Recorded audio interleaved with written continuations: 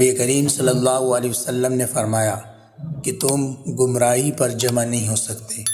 قال رسول اللہ صلی اللہ علیہ وسلم ان اللہ عز وجل اجارکم من ثلاث خلال اللہ يدعو علیکم نبیکم فتہلکوا جميعا وأن لا يظہر اہل الباطل على اہل الحق وأن لا تجتمعوا على ضلالہ۔